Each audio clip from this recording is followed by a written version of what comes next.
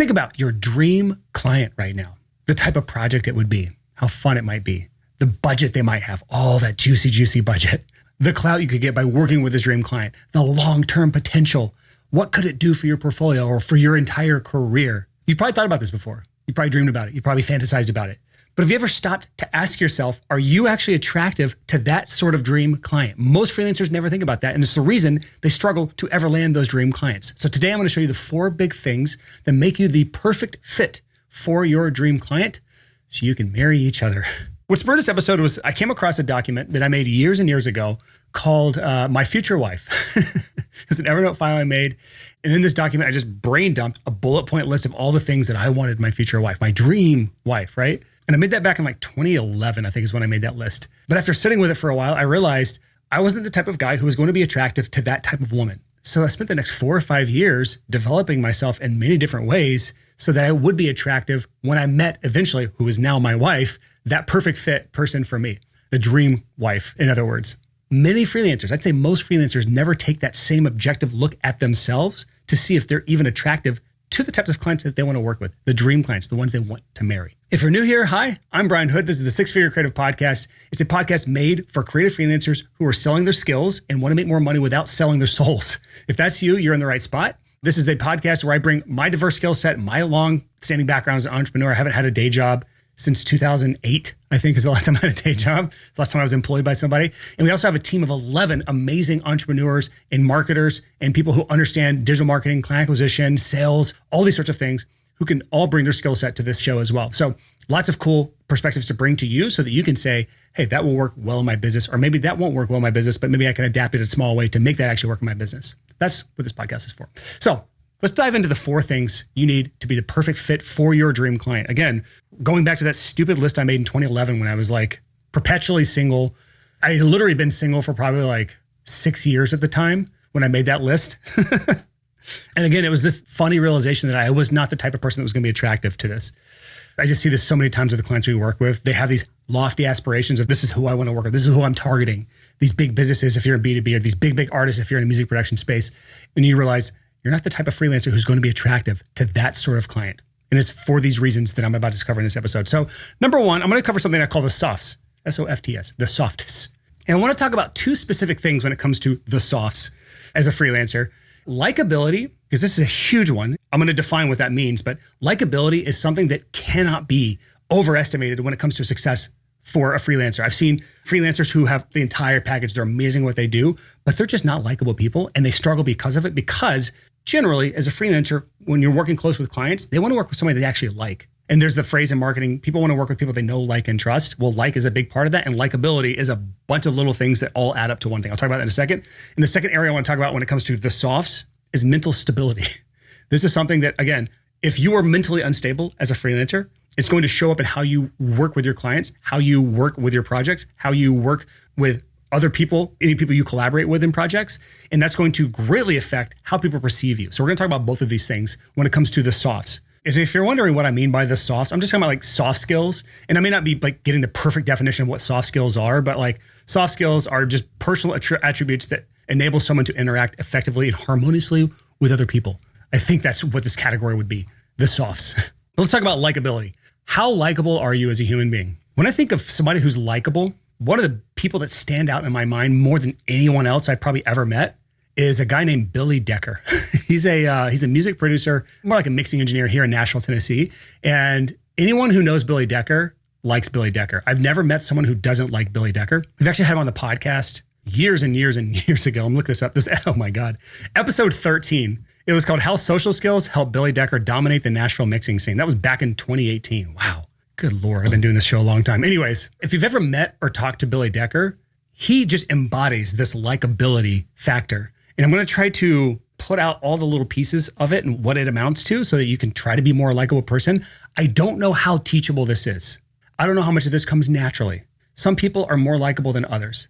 I think some of it will come down to mental stability. Some people have a lot of mental issues that make them unlikable because those mental issues cause them to do things that are unlikable. So these kind of 2 things are tied together. But I'm starting here because as a freelancer, these things are the foundation of how successful you're going to be.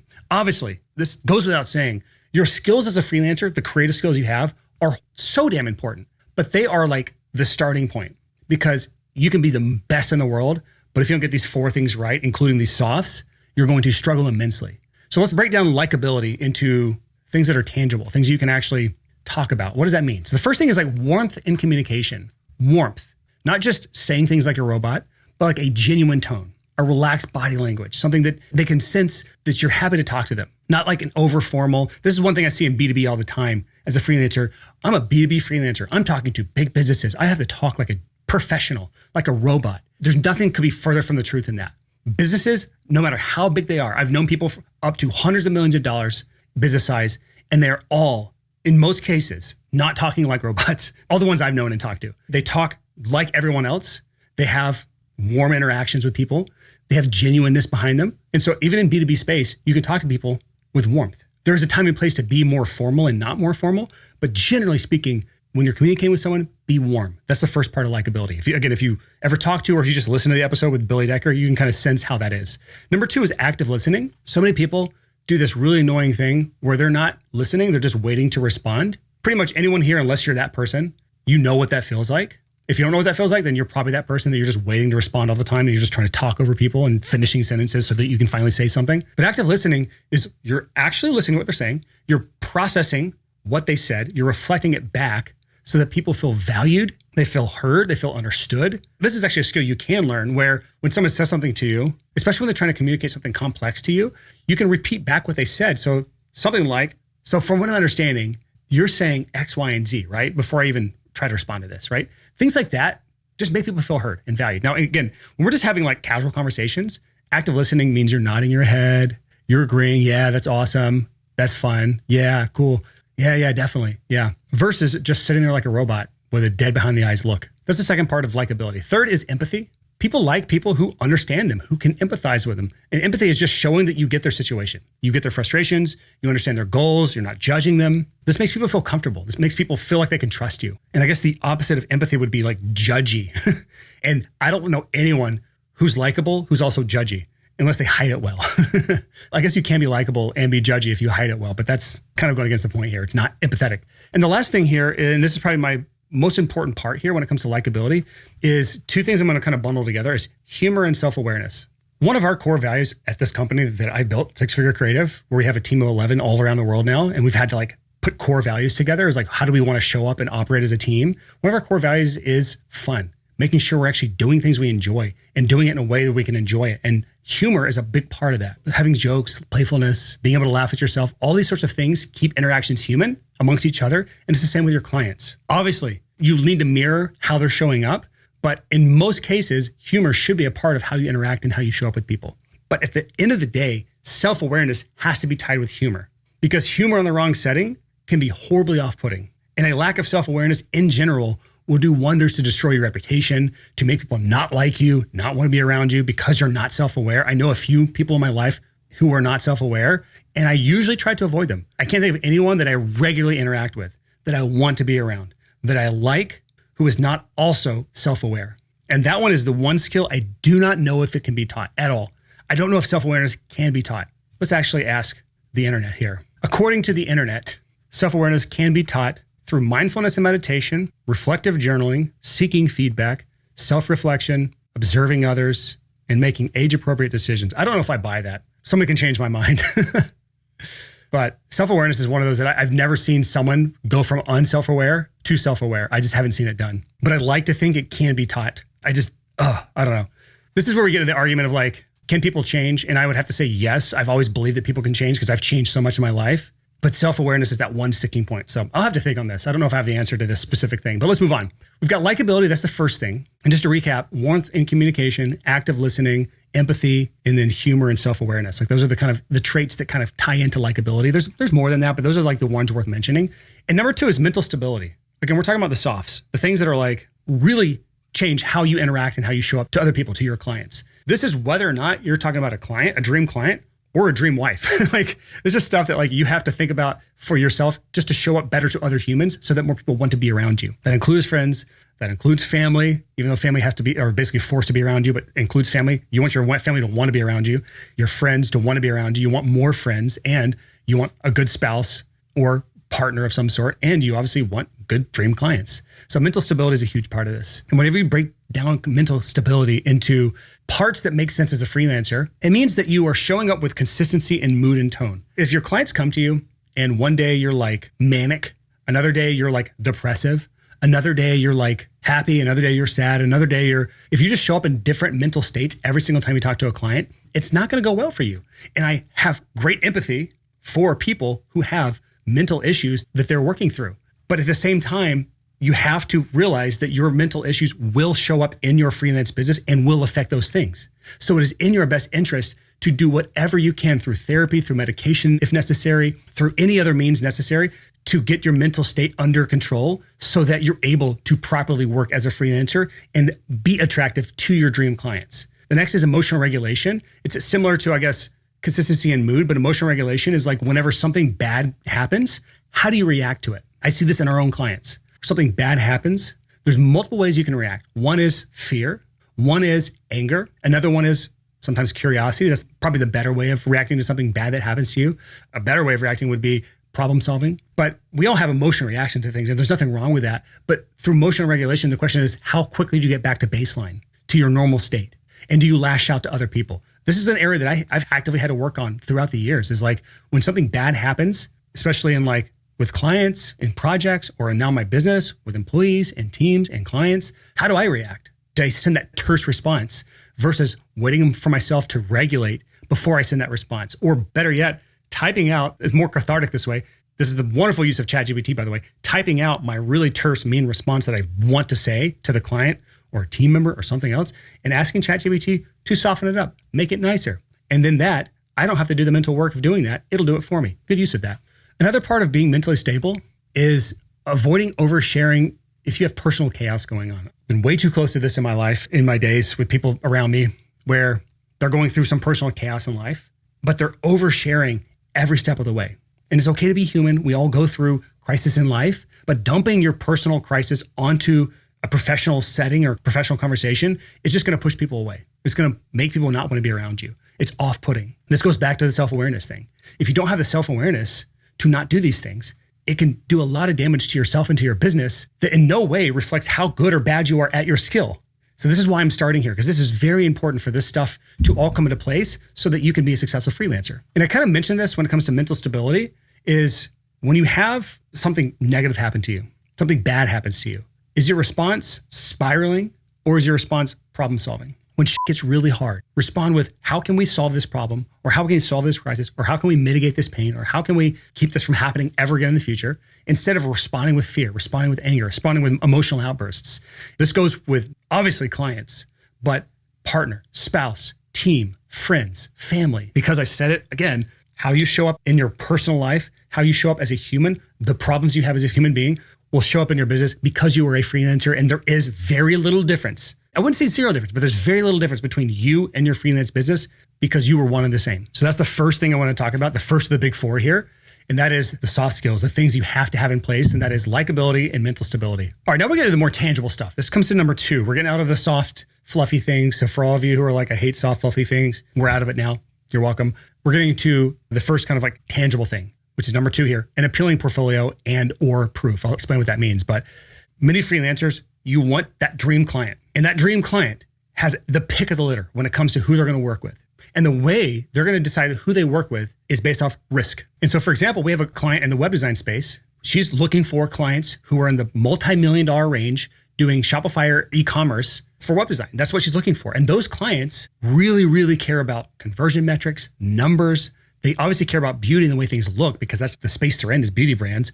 But they're also hardcore conversion rate optimization nerds. When that's the case, and they have millions of dollars in their war chest, and they can spend however much they need to make their business better, not just more beautiful, but better, convert better, increase their brand reputation, their brand recognition, all those things that, again, design can be part of. The riskiest thing that that person could do is hire a freelancer with no proof that they can do what they need them to do. And so if you don't have proof, your number one objective as a freelancer is to get that proof by any means necessary. You work for free. You pay someone to do the project if you have to, in order to get that first proof. I'm not advocating you do that, but I'm just saying whatever you got to do in order to get that one perfect case study that you can roll out to other people. things that show before and after results, that share numbers and metrics if that's relevant to you. And the goal is having evidence, tangible evidence that they can look at or feel or analyze that shows that you can solve the exact type of problem that they want solved, not just general skills. We don't want just general skills. Bad would be, I'm a web designer and I make really pretty websites. That's like bad general skills, and your portfolio of just beautiful websites is not going to cut it if you're going after this type of client. The exact problem versus general problem, the exact problem would be, I redesigned this Shopify store for this skincare brand and I improved mobile navigation and it ended up improving checkout conversions by 22% in the first month. Like, that's a very good case study where it's like, there's a tangible increase. Here's the metrics to prove it. Here's maybe a video testimonial from the CMO. Here is the before and after of the website or the redesign. It's a full-on case study that shows the proof.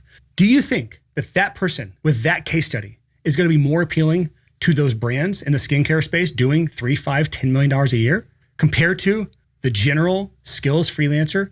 I make really pretty websites. I use Webflow to do all these wonderful animations that slow down the site and make things stutter because it's pretty. Which one do you think is more appealing? This works in any niche. I'm just using web design for this example, but in music production, it's the same exact thing. The biggest, best artists have the pick of the litter when it comes to producers they're going to work with, of mixing users they're going to work with. They're the pick of the litter. So they're going to go with someone that they know will deliver exactly what they want. And if you don't have the portfolio to show that you can deliver exactly what they want and the reputation to match, which we'll talk about that later, you're going to struggle. And last I want to talk about in this list of like proof, case studies, portfolio is you want a clear track record in that specific industry with specifically similar clients. And this is something I've seen universal in every niche, every industry, that everyone feels like a snowflake.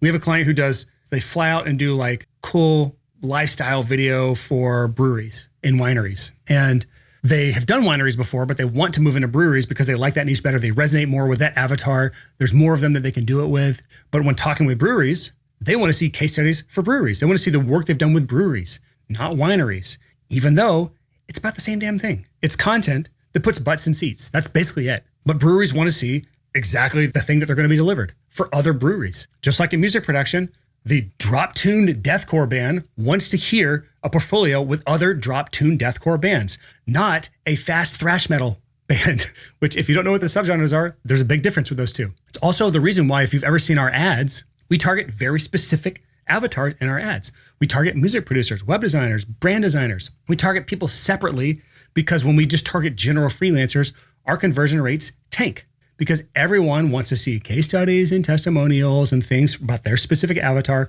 So we have to customize the journey for every little avatar. And we have to have examples for every little niche, even though there is very little to no difference in client acquisition between a music producer and a web designer and a graphic designer and a branding designer and a photographer and a videographer and a copywriter.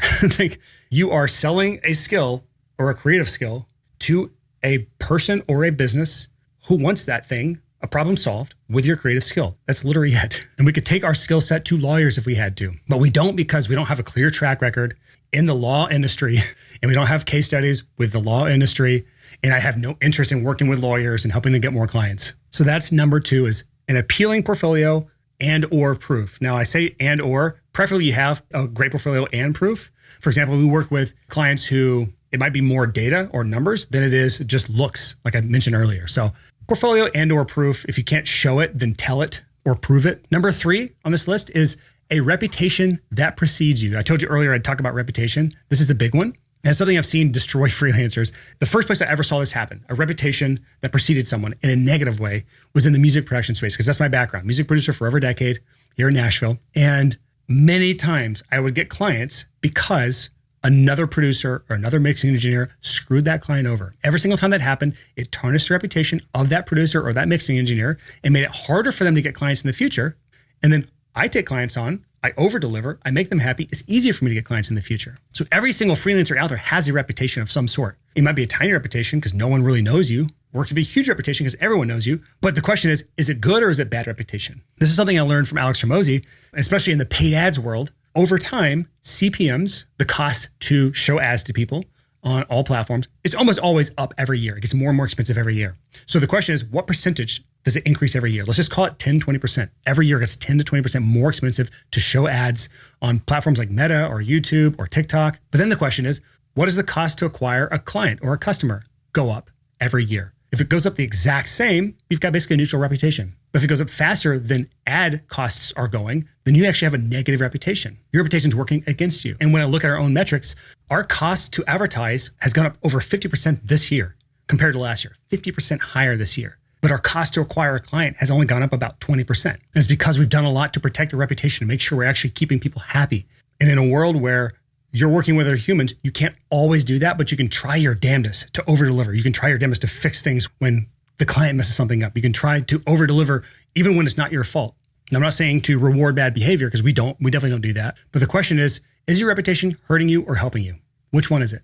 And if you're honest with yourself, many freelancers, your reputation is hurting you. So that's just like your rep. But there's also other things that associate your reputation that are not just how people talk about you behind your back. There's also public testimonials, public reviews. How are people talking for you, essentially? So whenever somebody wants to say something about you, are they saying good things or are they saying bad things? Are your testimonials generic? They made our website look better. Cool, generic. Or is it like a gushing, glowing testimonial? Generally speaking, when it comes to how you handle testimonials versus reviews, is you use testimonials if it's from known names, because you have power by association, or if you can use really good specific numbers or results based, because it's kind of more like a social proof thing. And then you use reviews when it's from no names. You get power in volume. So you get power with association, you get power in proof, or you get power in volume. And so if you're doing a lot of like one-line reviews from people, or you do a high volume business, you want to get reviews on like a public platform like Trustpilot or Google in most cases, if you have a Google listing. But one thing above all else will affect your reputation. And that is, are you willing to make short-term sacrifices to protect your long-term reputation? So many say yes, but when it comes to it, they are going to make the short-term gain for the long-term pain, the long-term reputation hit. And I learned this lesson back in 2011 when I did this. It was one of my largest projects. It was 5 weeks long. It was a 5-figure project. It was a lot of money for me at the time. And I lost all the files. The files got wiped from my hard drive at the end of the project when we were wrapping things up. And the question is, how would most freelancers handle that? The way I handled it was I gave them 2 options. I called him up as soon as I realized that. My heart was still in my stomach when I called him. He thought I was joking at first. The client did. I had to say that I'm willing to do 2 things. One is I can just refund you all of your money.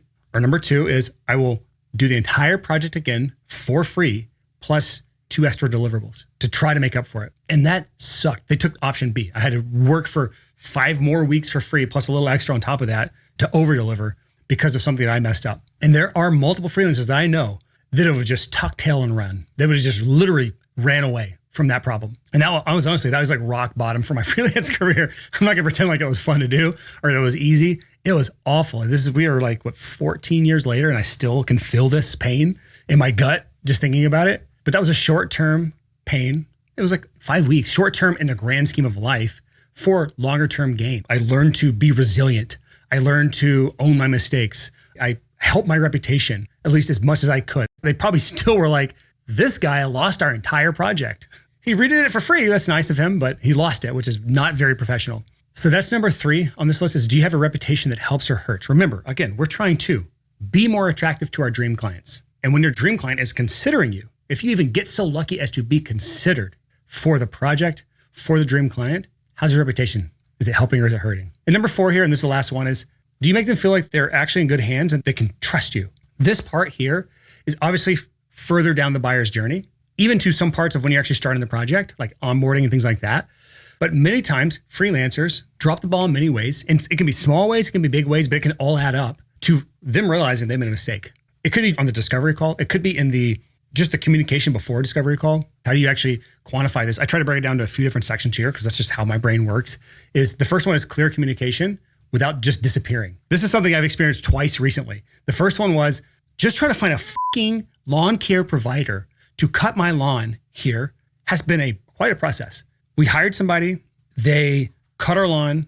We agreed on every couple of weeks because that's all our lawn needed. And then out of nowhere, they just sent a text that says, we're moving all of our clients to weekly. Just like forcing all the clients to go weekly, which I didn't necessarily want at the time. And it put a poor taste in my mouth because it was different than what we had communicated beforehand, the terms of what we wanted. Went and found another provider, another lawn care person. And this person had great reviews, great reputation, and did a great job the first few times. But then he just stopped showing up. And we reached out to him. He said he had a family emergency. I was empathetic. Our grass is still growing, so someone's got to cut the lawn. So eventually trying to say, hey, what can we expect timeline-wise for this to get resolved? So I know if I need to get someone else hired before this gets out of hand. No communication. One day he just randomly shows up, does a horrible job cutting our yard. It was already overgrown. He apologizes for the wait. And about that time is we're leaving for our trip. We just got back from our trip from Europe. We're in the last few weeks we were in Europe. And he just ghosts us. No communications, not responding to things. I don't know if he's cutting our lawn or not because we're out of the country. And we get home and our grass is like up to my knees. Do you think I'm happy with this? No. Do you think we're ever going to work with this person again? No. Do you think I left that person a bad review? Yes. I don't know what he's going through. I have empathy for that. But at the same time, if something is happening in your life as a freelancer, communicating those things so that someone can still be taken care of is above and beyond anything else you're dealing with. Again, he could have just said, I'm so sorry. I cannot do your lawn right now. Too much is going on in my life. X, Y, and Z is happening. Or I'm still dealing with my family emergency. Keep it vague, whatever. But communication is very important. That could have at least saved his reputation. I wouldn't have left him a bad review if he would have just communicated anything to us, but just to ghost and not do anything for 3 weeks. Okay, I'm venting at this point. That's the first case of this. So it ended up, we hired somebody, again, the next person we hired, someone who's amazing at communicating, someone who was proactively communicating, someone who was responding quickly, someone who showed up, knocked on the door, talked to us, shook our hand, told us what they thought. We hired them. They were the most expensive by far of anyone we talked to because they actually have communicated well. They did a great job cutting that mess up.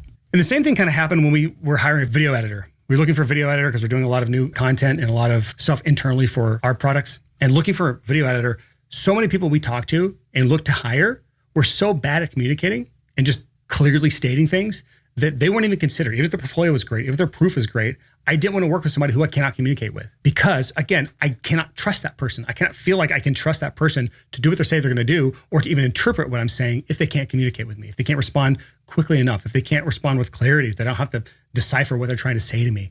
And they actually respond in a way that makes me feel like they actually read and understood what I sent to them. So the first part of making people feel like they're in good hands and they can trust you is clear communication without ghosting. It's not that hard. It's not that hard. The second part is confidence without arrogance. Clients want certainty. When they're hiring you is a risk to them. And the more proof you have, the better your reputation, the better your communication, the better everything is, the more mentally stable you are, the more likable you are, and better hands they feel, the more certain they are that you can deliver what you say you can deliver. And confidence is a huge part of certainty. In just about every space, you want a confident freelancer who's like, I've done this a billion times. You're in good hands. Certainty is very attractive. And again, we're talking about, are you attractive to your dream clients? Dream clients want freelancers who are certain. And with certainty comes confidence. And confidence is attractive. Arrogance is not, but confidence is. And confidence will show up in how you talk to your clients. Confidence will show up in how you advertise or market, any content you create, any communication you do whatsoever. Confidence will either show or not show. But confidence will make them feel like they can trust you. And that's the fourth thing is they need to feel like they can trust you, that they're in good hands. And another thing that'll make them feel like they're in good hands, that they can trust you, is solving problems they didn't even know they had. There's a quote or something I've heard that I've just kind of always believed, and that is when you can articulate someone's pain or problem better than they can, then you win. Because when you can explain that pain or describe that pain to them better than they can describe it to themselves, they assume you have a solution to that pain or a solution to that problem. And when I think about problems, I think of like macro problems and I think micro problems. A macro problem, I'm going to use the example that you can understand because you're listening to this show. So I know you likely have this problem or a similar problem or you've experienced it before. A macro problem is related to client acquisition is feast or famine. That's like a common issue. That's a macro problem. It's a big problem. Many freelancers deal with actively. Every freelancer has dealt with at some point in their life, myself included. I had a month in my freelance career where I had a $20,000 month followed by a $1,250 month. That's a massive dip, right? Cool. That's the macro. The micro, though, is all the little nuanced things that when described, people understand that you know their pain. So when it comes to, again, macro versus micro is the feast or famine. Micro is you feel like you're in this constant uphill battle between trying to deliver on projects or over deliver on projects because everyone says you have to over deliver, right? While also making sure next month you still can make ends meet. And then you have this feeling of hopelessness because you're at the mercy of other people to pay your bills, because that's how the freelance economy is set up, is other people are essentially paying you so that you can pay your bills. You're on the mercy of them. And so you have no idea how to keep those famine periods from coming because it's up to them to say yes to you. So you keep shifting between these feelings of euphoria when things are working really, really well and panic when things slow down. That panic will turn into self-doubt about whether you're even cut out for this, denial that you're even good enough to make this work, and then start crushing your self-confidence. And that self-confidence, again, can cause you to spiral. Because now, because of your lack of confidence, because of your desperation, you're pushing clients away because you're trying to get clients so bad. It's like when you're dating and you're so desperate to date, You're pushing people away because you're so clingy. That's how you show up to your clients. And so it's this downward spiral. It's a terrible feeling. That's micro. And that's what I mean. If like, I understand the pain of client acquisition because I have helped so many people with this at this point. We've worked with hundreds of freelancers to help them with client acquisition problems. And it all is done in the exact same way. Every single person we work with, they have to apply to work with us. We vet the application. We reject more than half of the applicants that apply for our help because you have to be good enough first before we can help you if you're not good enough. We will not help you if your business model is too different from what we know we can help with. We won't accept it. From there, we create an entire client acquisition strategy for the person. The details, all of the things that we either think are missing that need to be added, are broken that need to be fixed, are wasted time and effort that need to just be stopped altogether. We pitch it to the person. We pitch it to you if that's you for approval, revisions, or rejection. If you approve it, we work together. If you reject it, we part ways. You're literally out, no risk at that point. And from there, we just coach month to month, no contracts, until your client acquisition system has been built out with a dedicated coach, access to a whole team of coaches with different backgrounds and different perspectives who can solve just about every issue we've ever seen. Out of the hundreds of clients we've worked with, there have only been a small handful of situations that have come up that somebody on the team didn't have an answer for. So if you are in this pain, this feast or famine pain, and you want some help, at least an outside perspective, at least consider applying. Let's go to sixfigurecreative.com/coaching, fill out the short application there, and that's all you have to think about, at least right now. So that's all I got for you this week. Thank you so much for checking out the podcast. If you're new, there's 374 other episodes to browse through. So I suggest just scrolling through the app, seeing what calls out to you. See what you like, see what you don't like. There's tons here. I focus more on the tactical. There's plenty of podcasts that talk creativity very well, very effectively. Plenty of people who talk about the more fluffy stuff. That's not really me. I talk about the tactical and practical. So there's plenty of episodes in here that solve specific problems or talk specific things that you might be struggling with right now. So this is a very bingeable podcast if you're into that sort of thing. Life update, just got back from our trip to Europe. It was one of our favorite trips. We did Iceland, Copenhagen, and then a few different cities, 3 or 4 different cities in Switzerland, and it was gorgeous. And about halfway through the trip, I asked ChatGPT, I was like, what are the most expensive cities to travel in as a tourist? It gave me the top 5, and the top 3 were Iceland, Copenhagen, Switzerland, were the top 3 most expensive cities to travel in. So this was like the amount of time we spent there. It was one of our more expensive trips that we've done. And just to give you some perspective, if you live in Switzerland, you probably already know this stuff, but like we were in like Zermatt, which is a very like high-end ski town.